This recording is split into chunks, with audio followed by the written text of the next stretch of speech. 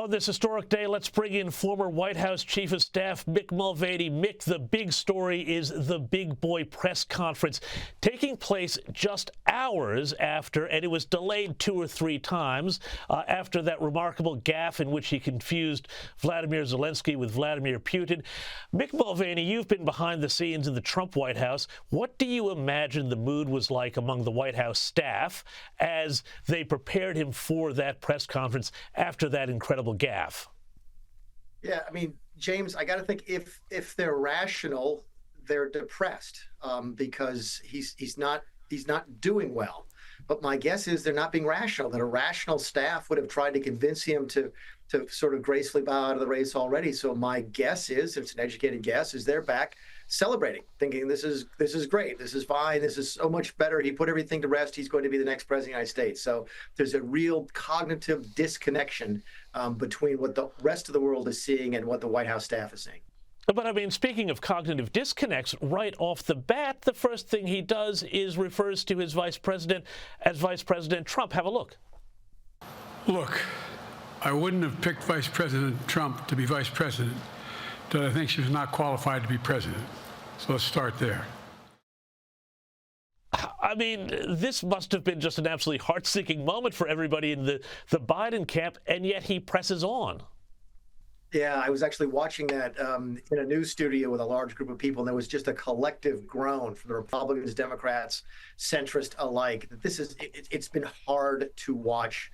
This is the president of the United States. There's a collective feeling of sympathy and dread at the same time. So yeah, that's probably the worst gaffe of the night. But face it, James, it's not the last gaffe we're going to hear from Joe Biden.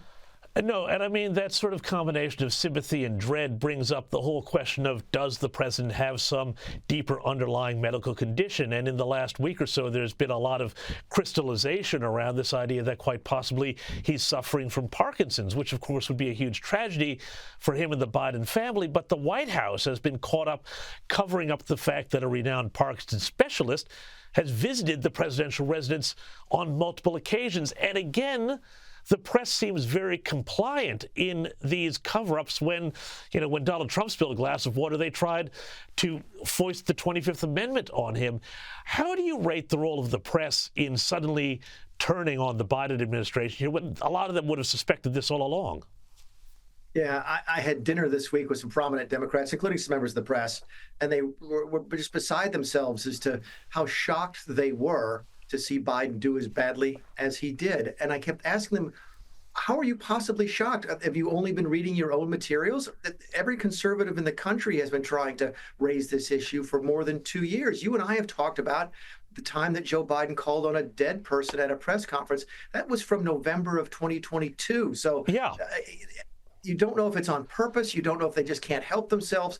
But really, this whole episode has exposed a fissure in the American culture when it comes to how to deal with the truth, because there's a lot of Democrats who've apparently been willing to sort of sweep the truth under the rug for a long time.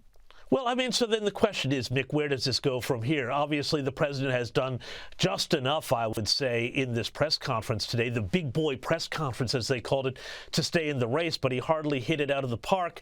What's going to happen at this Democrat convention, which is coming up? Because I'm hearing more reports of congresspeople urging Biden to step aside, money taps being turned off, and even delegates now being called to have their support checked by the Biden White House or people in the Biden camp. Is there any chance that there might be a shift or a movement at that convention? James, the best guess I've got on that, again, talking to people as this press conference is going on, is that this wasn't bad enough to get him kicked out of the race.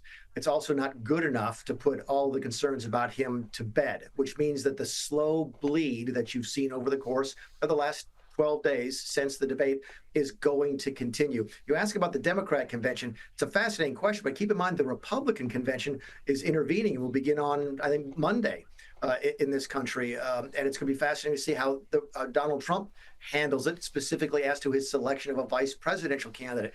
He almost has to guess as to whether or not Biden will remain at the top of the ticket or whether or not the top of the ticket will be Kamala Harris or somebody else as he makes his vice presidential pick. Because face it, you be honest, you got to think that his pick for vice president would be different with a Biden-Harris team or a Harris-somebody other team or somebody else team. So it's a very difficult thing to do as a Republican, to try and anticipate who you're running against when there's no definitive answer coming out of this press conference. The slow bleed will continue. I don't think that Joe Biden will be able to proceed as the Democrat nominee, but if he wants to, he will.